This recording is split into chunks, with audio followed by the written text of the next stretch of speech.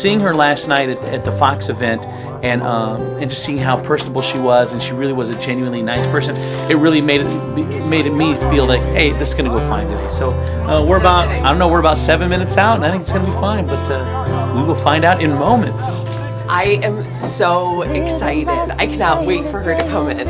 I have butterflies. She's just a regular person. I'm really happy for her, I guess, is what I'm going to say. And, you know, I don't think her music's changed since she's been playing here, since she's left for Hollywood. I'm sweating a little bit more than normal. I had to go out to my car and get deodorant. Mr. Bowersox is live in studio. What has this whole thing been like? I mean, you get in your hometown. Did you kind of know what was going on back home, that it was this big? Kind of. I got a little idea of what was going on. My dad would tell me, he's like, there's some guy in a black truck stalking me. He works for the Inquirer.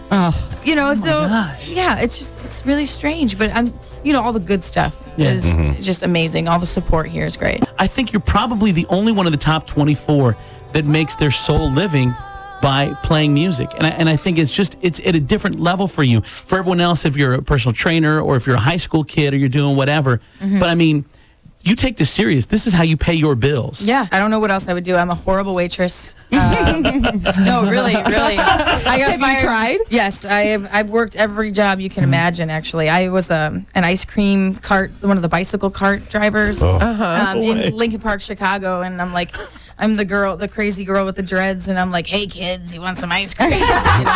When I saw you last night at the special preview with Fox, I mean, you were taking as many pictures of everyone as they were taking of you. I mean, this whole process has just been crazy, huh? Yeah, it's really cool. I actually realized that I don't take enough photos, and I want to just document everything. And Isn't it weird now though, Crystal? Like, you wake up and you're still Crystal, but everybody is like, I haven't freaking changed. out about the world around me. The world around has. you has changed. You know, it's strange too, because your circle of friends, it's this big when you start, and then it gets whittled down. Yeah. And it's sad. The people around you start changing, and it's. How many new cousins do you have? I've got, my family has grown. Yeah. How amazing is that to now have so many people appreciate who you are? That's really all I've been driving for. I've been striving for the recognition of my original material, and I just want my personal stories out there. Because maybe someone can relate, and it might help in someone else's journey. So. That's why I'm a lyricist. That's why I write. What was the worst gig you've ever played? The worst gig? The worst gig. Or the smallest number of people. Yeah. I've played empty houses. I really have. The strangest gig, I wouldn't say the worst gig. Yeah, strangest. Strangest gig was a skydiver's wake, a funeral. Ooh. It wasn't actually his funeral, but it was like the gathering of his friends and family. But it was this big party, and everyone had T-shirts that said, "I'm with Bob." And it was a beautiful thing. Aww. I was doing Janis Joplin, and these people are, there was a mood of sadness, but everyone was like celebrating life. And then my payment was, it was either half money and go skydiving or all cash. And I really didn't want to go skydiving, but I knew I would never be there again. In that position. So you went skydiving? I did it. And the video's out there somewhere. I wrote a note to my family and had it in my pocket, and was like, if you found this, I've been splattered on the ground.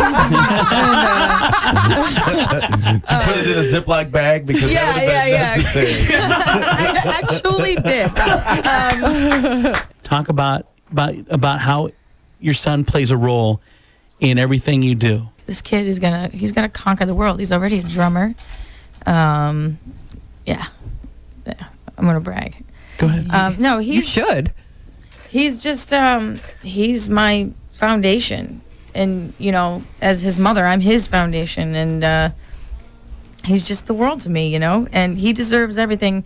There's a lot of stories and things about my life that people don't know, and it's probably never should, but it hasn't all been easy, and I just want my kid to be able to get through life and be proud of the fact that his mom did everything she could to make it better for him. And Crystal, I'm glad you're here, because I think that my daughter would make a great wife for your your son one day. I'm just saying. How old is she? She's 2. She just turned 2. He likes older women. Yeah. Yeah. I'm just saying, this is a picture of her in a tutu. He could drum and she could dance. Oh, that would be really cute. Yeah. Oh, whatever. So, my daughter. whatever. Crystal, Your girl's 3. I'm just saying. older lady. I know.